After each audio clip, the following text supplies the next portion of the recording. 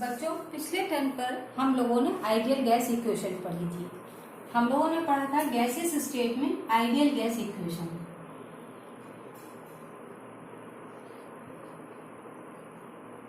Ideal gas equation. तो जो ideal gas equation है बच्चों, ये आइडियल गैस इक्वेशन जो है आपकी, इस पर आधारित कुछ न्यूमेरिकल्स हम लोग को करने थे। पिछले टर्म पे हम लोगों ने ये फॉर्मूला देखा था। इस टर्म पर हम लोग को कुछ इस पर न्यूमेरिकल्स करेंगे, जिससे ये हमको क्लियर हो जाएगी फॉर्मूला अप्लाई कैसे होता है। तो चलिए स्टार्ट करते हैं कुछ न्यूमेरिकल करना। पहला क्वेश्चन डालते हैं बच्चों, find the 32 gram of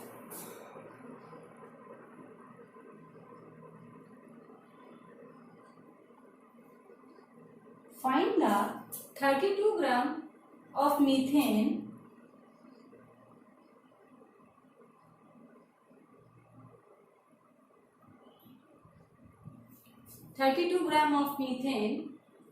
ideal gas. अब हम यहाँ पे जो भी कुछ कर रहे हैं वो सब आइडियल मान के ही चल रहे हैं, हालांकि आइडियल कुछ नहीं होता है ना। आइडियल कुछ भी नहीं होता है, लेकिन क्योंकि हम आइडियल गैस इक्वेशन कर रहे हैं तो हम मान रहे हैं कि आइडियल है। Find the 32 gram of methane. Assume कर रहे हैं कि आइडियल गैस है एट 27 डिग्री सेंटीग्रेड। टेम्परेचर जो सेंटीग्रेड में दिया है, हम इसको चेंज कर लेंगे केल्विन में, तो 27 प्लस 273 करके इसको कर लेंगे 300। ठीक है, उसमें ना भी लिखे क्वेश्चन में, तो यहाँ मैं साइड में कर दे रही हूँ उसे। ठीक, कैसे चेंज करेंगे केल्विन में। At 27 degree centigrade and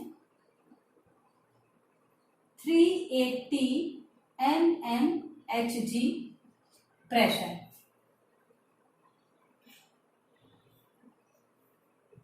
formula वही अप्लाई करना है, PV is equal to nRT। Formula तो हमारा वही रहेगा बच्चों, PV is equal to nRT। तो हमको दिया क्या क्या है, पहले तो ये देख ले हम लोग, क्योंकि जो हमको प्रेशर दिया है mmHg में दिया है, हमको एटमॉस्फेरिक में लेना है। तो P हम कैसे निकाल लेंगे, सबसे पहले देख लीजिए P दिया कितना है। P दिया हुआ है 380 mmHg। ठीक, फिर दिया गया है आपको T, आपने 300 केल्विन निकाल लिया है यहाँ पर। ठीक है, R आपको वैल्यू पता है 0.0821 रखना है आपको R की वैल्यू, और यूनिट मैंने बताई थी एटमॉस्फेरिक लीटर पर मोल केल्विन। ठीक है, N आपको निकालना है। मास जो दिया होगा, mass given upon molar mass करके N निकालते हैं। तो N आप कैसे निकालेंगे, given mass upon molar mass या मॉलिक्यूलर मास। तो गिवन मास है आपका 32। मोलर मास मीथेन का आप कैलकुलेट कर सकते हैं। मीथेन का फॉर्मूला होता है बच्चों CH4, कार्बन का 12 और 4 16। 16 से करेंगे आ जाएगा 2। तो N की वैल्यू क्या आ गई, 2। हम लोगों ने N की वैल्यू निकालनी। ठीक, PV बराबर nRT। अब हमको निकालना क्या है, V निकालना है। ठीक, P की वैल्यू जो दी गई है 380 mmHg दी गई है। साइड में वो सब हम करते जा रहे हैं, तो इसको किससे डिवाइड करेंगे, 760 से, जिससे ये एटमॉस्फेरिक प्रेशर में चेंज हो जाए। या ऐसे ही रख लीजिएगा, 38 दूनी 76 होता है। ठीक है, तो 1/2 इज इक्वल टू 0.5 होगा। अब ये सारी वैल्यू यहाँ पुट कर देंगे हम लोग, तो आंसर आ जाएगा 0.5 इंटू V तो आपको निकालना ही है। N की वैल्यू आपने 2 निकाली है, V आपको यहाँ पर निकालना है। ये 2 हो गया। R की वैल्यू 0.0821 मल्टीप्लाइड 300। तो आप इसको सॉल्व करके V की वैल्यू निकाल सकते हैं। 821 इंटू 300 अपॉन 0.5 पॉइंट यहाँ करके लेकर दीजिए, है ना। 5 छक्का 30, 600। 2 गुणा 00821 गुणा 600। अब इसको सॉल्व तो आप कर ही लेंगे।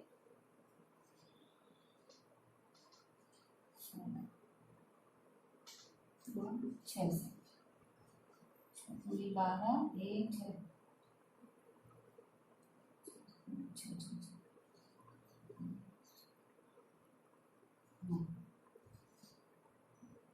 98.5 लगभग वैल्यू।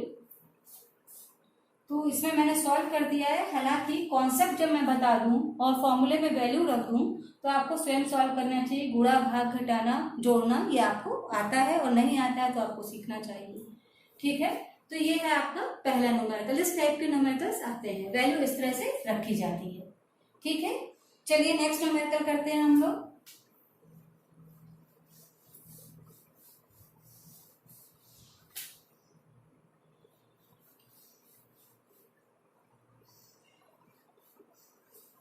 नेक्स्ट बच्चों रखिए न्यूमेरिकल। नेक्स्ट न्यूमेरिकल है find the P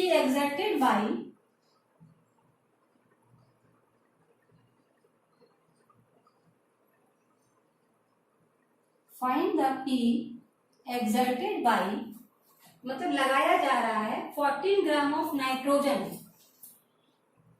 14 gram of nitrogen gas, 14 gram of nitrogen gas. मतलब ये एक आइडियल गैस मान के चल रहे हैं। आप ये मान के चलिए, मैं लिखूं ना लिखूं, लेकिन अभी हम आइडियल गैस इक्वेशन ले रहे हैं तो ये सब आइडियल ही मान के चलेंगे। आइडियल गैस मैं लिखे दे रही हूँ फिर भी, लेकिन अगर नहीं भी लिखती हूँ तो आज आइडियल गैस पर ही बात हो रही है हमारी। Ideal gas at 127 degree centigrade, 127 degree centigrade.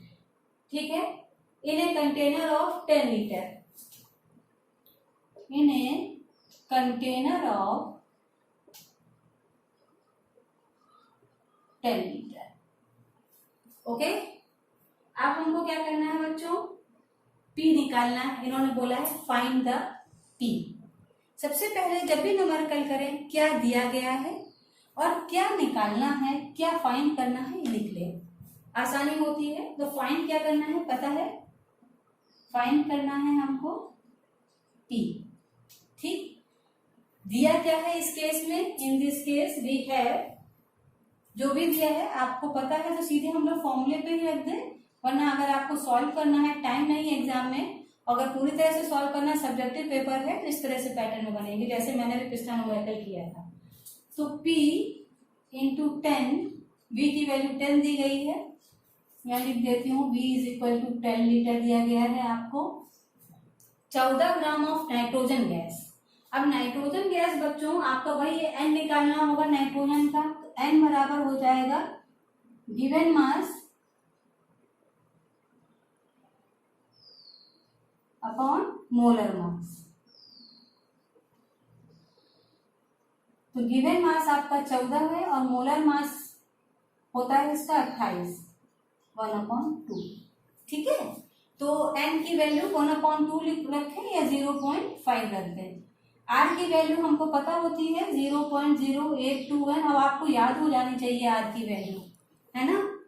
और t आपको दिया हुआ है 127 डिग्री सेंटीग्रेड, t दिया हुआ है 127 डिग्री सेंटीग्रेड। केल्विन में चेंज करेंगे तो 127 प्लस 273,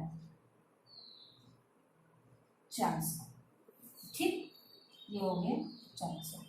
टी आपने निकाल लिया, V दिया हुआ है, N निकाल लिया, P की वैल्यू आपको निकालनी है। अब आप इसको सिंपली सॉल्व कर लें तो आंसर आ जाएगा। मुझे नहीं लगता है कि इसमें कुछ ऐसी प्रॉब्लम है। P बराबर 0.5 इंटू 0.0821 इंटू 400 अपॉन 10, काट दीजिए, 0.5 इंटू 0.821 इंटू 40। सॉल्व कर लीजिए, जो भी आएगा वही आपका आंसर हो जाएगा। क्लियर है? कोई डाउट तो नहीं है, क्लियर है? चलिए आगे बढ़ते हैं, एक न्यूमेरिकल और करते हैं हम लोग।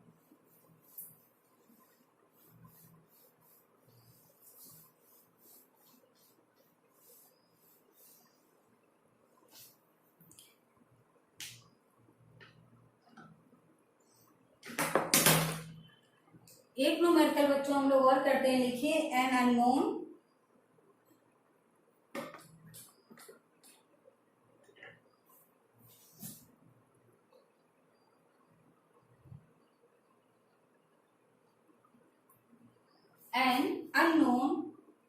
गैस मास 12 ग्राम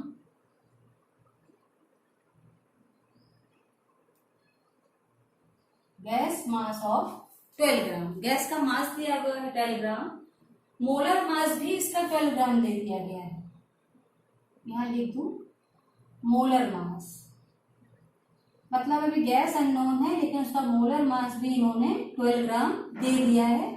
एन निकालने में हमको सुविधा रहेगी, ठीक है। इस kept in a vessel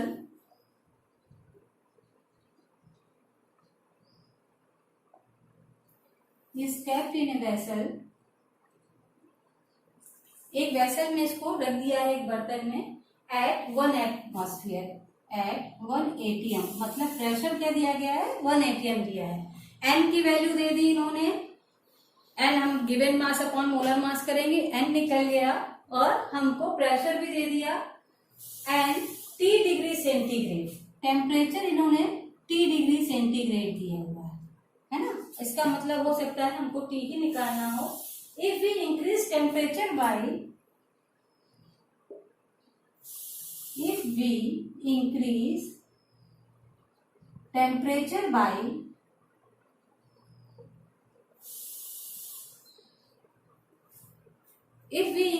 temperature by 10 degree centigrade, P rises, जब हम 10 डिग्री टेम्परेचर बढ़ाते हैं तो P हमारा 10% बढ़ जाता है। कितना बढ़ जाता है? 10% बढ़ जाता है। फाइंड T, हमको T की वैल्यू निकालनी है। फाइंड T की वैल्यू हमको निकालनी है, ठीक। तो यहाँ पर एक इक्वेशन बन जाएगी, PV बराबर nRT, पहले तो हम लोग लिख लें, और m की वैल्यू आसानी से निकाल लेंगे, given mass upon molar mass, given mass upon molar mass, given mass है 12, मोलर मास है 12, इज इक्वल टू, ठीक। अब क्या करते हैं, n की वैल्यू हमको मिल गई है,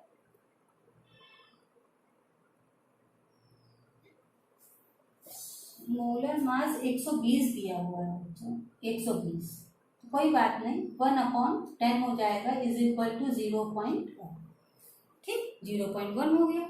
अब PV बराबर nRT में हमको वैल्यू रखनी है, तो V की वैल्यू हमको निकालनी है, P की वैल्यू 1 एटमॉस्फेयर दी है, P दिया गया है 1 atm, ठीक, तो यहाँ 1 रख देते हैं।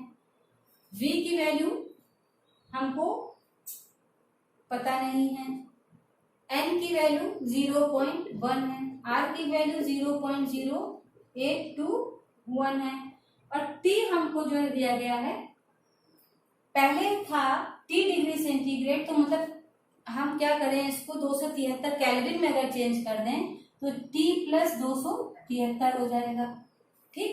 इसको बना ले हम पहले इक्वेशन, T बराबर 1 atm, इसको बना ले पहली इक्वेशन।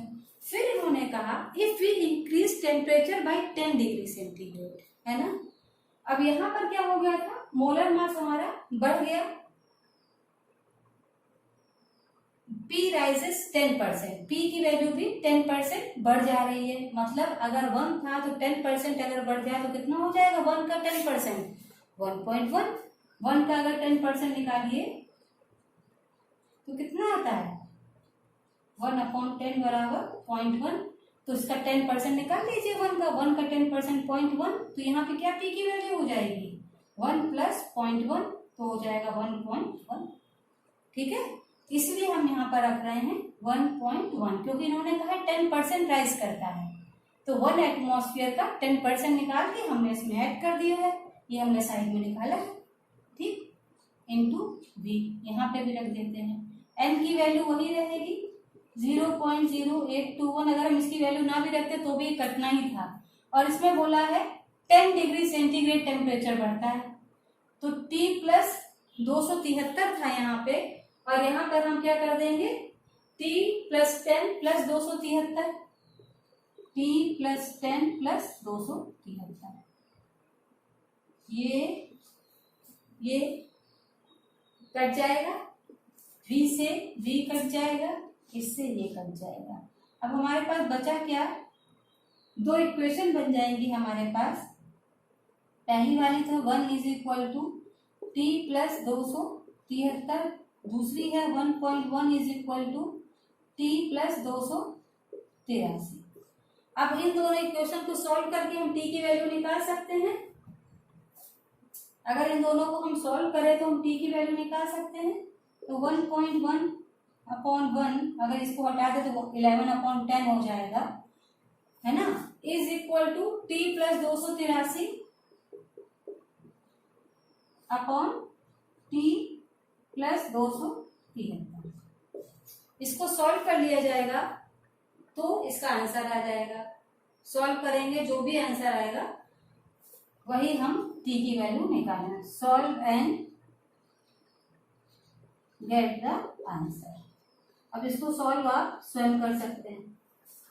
देख लीजिए, T की वैल्यू निकालनी है और हमने तो इक्वेशन बना के आपको दे दी है, तो आप इसको स्वयं सॉल्व कर सकते हैं। कर पाएंगे? आई होप कर लेना चाहिए आपको।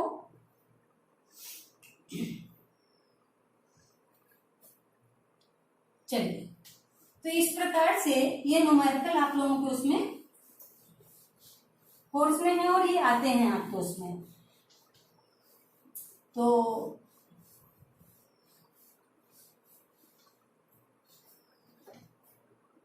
बच्चों, एक और चीज मैं आप लोगों को बताना चाह रही थी, वो ये था कि एक्वस टेंशन किसे बोलते हैं। एक्वस टेंशन का एक फॉर्मूला होता है, वो मैं आपको बताना चाहिए थी। हालांकि आपके उसमें इतने न्यूमेरिकल उसके नहीं आते हैं, लेकिन उसका फॉर्मूला आपको पता होना चाहिए। तो ये फॉर्मूला नोट कर लीजिए। Aqueous tension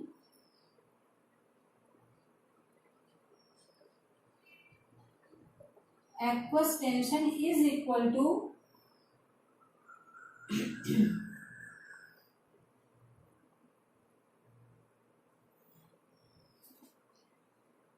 aqueous tension is equal to P observed, ये मॉइस्ट गैस होगी जिसमें गैस के साथ वेपर्स भी होंगे। P observed is equal to P gas plus P moisture या वाटर वेपर। तो ये जो P ऑब्जर्व होता है, इसमें वाटर वेपर्स भी होते हैं आपको, ये मॉइस्ट गैस होती है, तो इसको हम लोग बोलते हैं एक्वस टेंशन। जब इस वैल्यू को निकालते हैं तो ये इज इक्वल टू, ये वैल्यू जो एक्वस टेंशन, इन्हीं को करके हम लोग निकालते हैं। एक्वस टेंशन जो डिफाइन करते हैं हम लोग, एक्वस टेंशन क्या डिफाइन करता है, अकॉर्डिंग टू टेम्परेचर। टेम्परेचर कितना ज्यादा है उसी के अकॉर्डिंग ये डिफाइन किया जाता है एक्वस टेंशन। अगर मान लीजिए एक हमने ये कंटेनर लिया हुआ है और इसमें ये एक ग्लास का ये रख दिया है, मान लीजिए मेजर करने के लिए बैरोमीटर ही मान लीजिए है यहाँ पे।